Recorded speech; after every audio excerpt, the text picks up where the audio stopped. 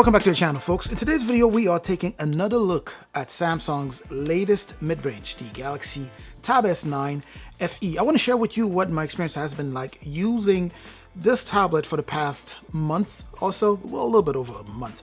Typically, the way this type of video goes is I would tell you, well, not much has changed since my first review of the tablet, which typically takes place about a week into it, right? So about a week later, I would give you my full review, and then a month later, I would give you my subsequent or my, follow-up to let you know if things are still stable, if things are exactly what they are. Now, I can assure you that that applies to this device here also. So everything remains the same, not much of a change, but where there is a difference, however, is how I feel about this tablet about a month into it. Now remember, this tablet here is the successor to the Galaxy Tab S10 FE, and the expectation is that, of course, it's going to be a better tablet. And it is the case, right? We have a thinner, lighter tablet. Things are a bit more refined here, and it's also more powerful, and that power is comboed with a new set of configurations, right?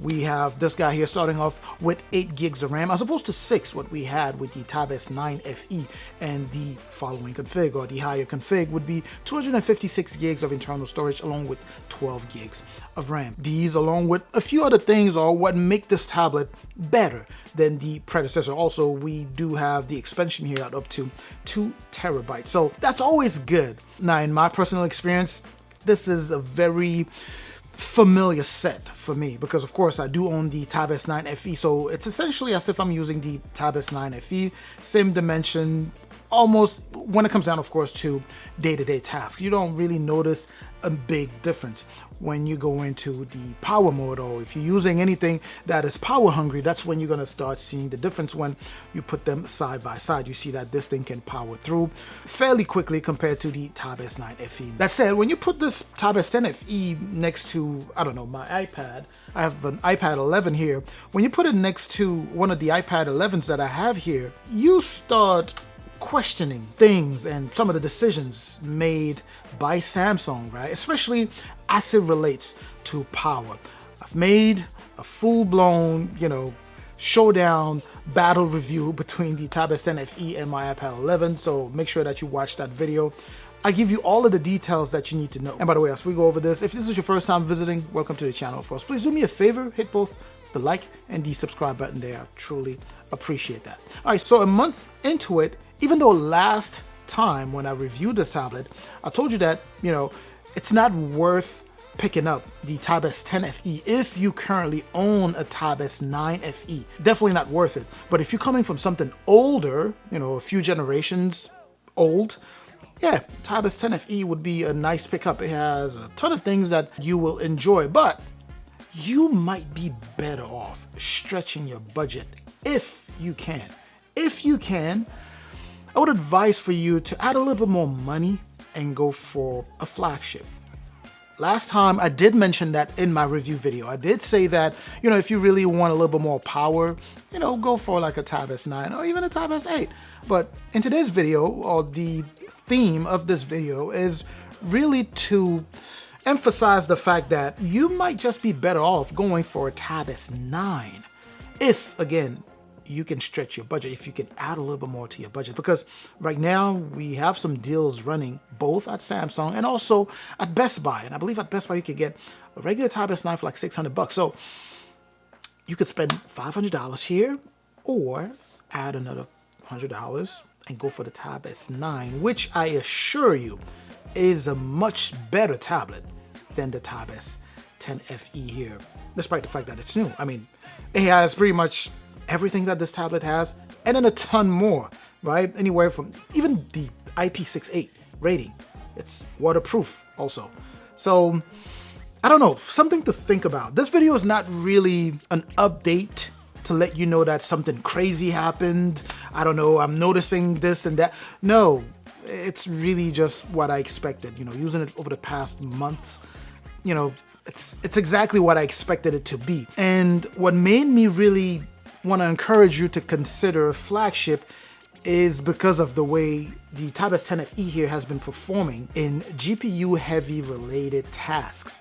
Sure, you can open some, light to moderate documents or games or projects with no issues, but once you start, going really deep with very heavy projects, or like editing videos, for example, or just really, really heavy games, it proves to be a bit more demanding, for the Tab S10 FE to properly handle, because it will handle it, but you're definitely going to encounter some lags. So that's really what I wanted to share here. Think about it. If you can add a little bit more money, go for the Tab S9. Now, if you cannot, I'd say, still pick it up. It's a very nice intro tablet to the world of tablets, and a very nice step up if you are preparing yourself to step up to the next level and go for a premium or a flagship tablet eventually, right? This would be a very nice step up. Yeah, that's really all I wanted to share today. Now, if you've bought this tablet, I don't think you should feel bad about it, but I'm just saying, if you're in the market right now and you can afford it, if you can add a little bit more money and go for the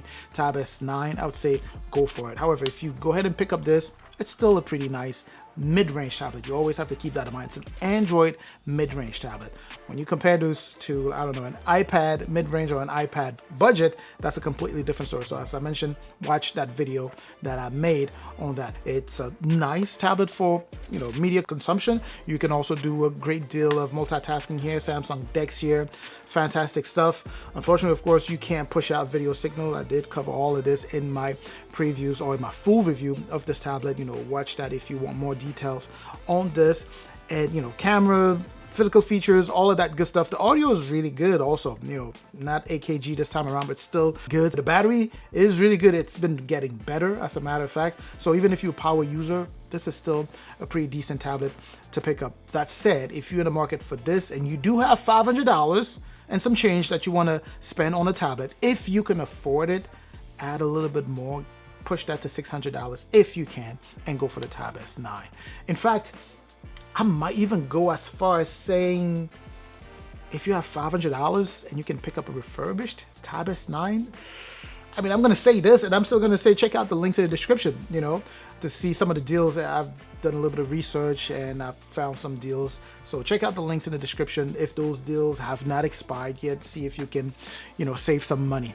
But that's just my take. Let me know what any questions you may have in the comment section. And also keep in mind, buying a tablet is not about, comparing this to another tablet and saying, well, that one tablet has this one thing, so it's automatically better. You should not be doing that. I love to say this. You need to have a comprehensive approach to purchasing a tablet, right? It's not about that one thing that one tablet has versus the other. It's about the comprehensive package, what it offers overall.